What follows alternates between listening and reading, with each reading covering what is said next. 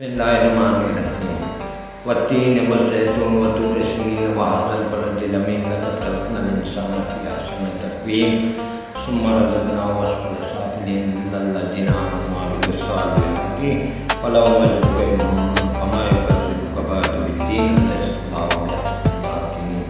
میرے محترم دوستوں کو علماء نے اس کی مفسرین نے تفسیر بہت لمبی ہے، علماء نے بتایا ہے، لیکن میں آپ کو ابھی اس لیے بتا رہا ہوں کہ ایک دن پہلے سعودی کے اندر پوری دنیا کے اندر یہ بات چلی ہے کہ بھائی سعودی کے اندر پیٹرول کی بھی ضرورت نہیں رہے گی، خزانے مل رہے ہیں، گولڈ کا خزانہ ملا، یہ ملا وہ ملا.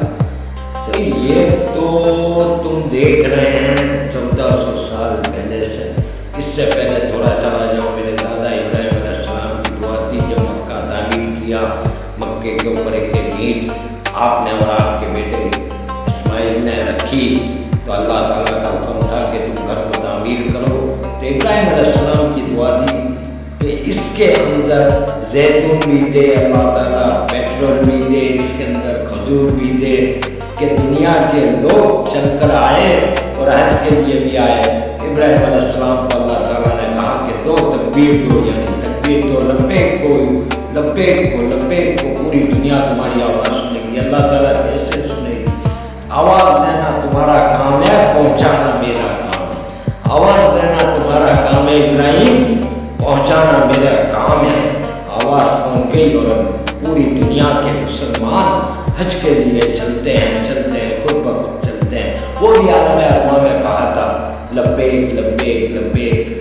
تو وہ چلتے ہیں، وہ چلتے رہیں گے تا قیامت تک چلتے رہیں گے، طواف کرتے رہیں گے، صحیح کرتے رہیں گے، یہ سب ہوتا رہے گا. اس کے بعد میرے نبی علیہ السلام کی دعا والتین والزیتون وطور سینین وقرآن کی آیت اتری وہذا البلد الامین.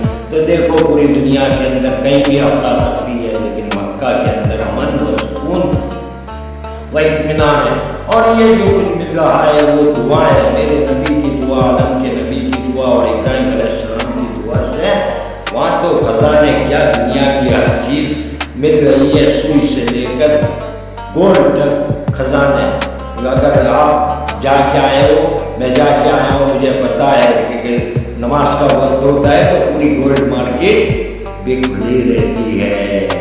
یہ طریقہ ہے، سنت رسول کا طریقہ انہوں نے اختیار کر رکھا ہے. بس بشرطے کہ ہمیں چاہیے کہ ہمارے تو گولڈ کے تو خزانے ہیں اور خزانے نکلتے رہیں گے. یہ دعا ہے نبی کی اور دادا کی دعا ہے، تو اس کا اثر ملتا رہے گا. ہمیں چاہیے کہ اس باتوں سے کوئی تعجب کرنے کی ضرورت نہیں ہے. ہم کو تو سب پتہ ہے، ہم کو تو قرآن میں بتا دیا گیا ہے آگے کیا ہو گیا، پیچھے کیا ہونے والا ہے، ابھی کیا چل رہا ہے اور بعد میں کیا ہوگا. قرآن کو تھام لو، قرآن کو تھامو، قرآن کو پڑھو، تفسیر پڑھو. میں تو کہوں گا تھوڑا اور سمجھو، باقی اگر کچھ غلطی ہو تو علماء دین سے پوچھو کہ بھائی یہاں سے کیا، یہاں سے کیا، یہاں سے کیا. پوچھتے نہیں، ہم نے پوچھا ہی نہیں تو زندگی بھر یا تو چکن ٹکا کے فراق میں ہی رہے، تیری میری تیری میری خالی میری تیری میری خالی میری. وہ کیا کر رہا ہے، وہ کیسے آگے بڑھ گیا، وہ کیوں کر رہا ہے، اس میں ہی زندگی گزارتی اور زندگی گزر رہی ہے. ارے کھانا کپڑا روٹی مکان یہ کام ہمارا نہیں ہے، ہمیں تو خلیفہ بنا کے بھیجا تھا دنیا کے اندر کہ ایک اللہ کی پہچان کرو. ایک بیچارے یہ تبلیغ والے کرتے ہیں، نہ نوٹ کی غرض نہیں، ووٹ کی غرض نہیں، تمہارے سے کچھ مانگنے آتے ہیں. بس وہ تو کہتے ہیں بھائی کلمہ پڑھ لو، سیدھی راستے پر آ جاؤ، نماز پڑھو، یہ کرو، سنت شریعت کے حساب سے زندگی گزارو. تو کیا ہے بھائی، مختصر وقت کے اندر مختصر باتیں بہت اہم بتائی ہے. اب اس ویڈیو کو تو لائک کرو، سبسکرائب کرو اور چینل کو، ویڈیو کو شیئر کرو، جتنا ہو سکے شیئر کرو. امت محمدیہ شیئر. جزاکم اللہ خیر. ایسے اسلامی ویڈیو آتے رہیں گے. دعاؤں میں یاد، اس گنہگار کو بھی یاد رکھیں.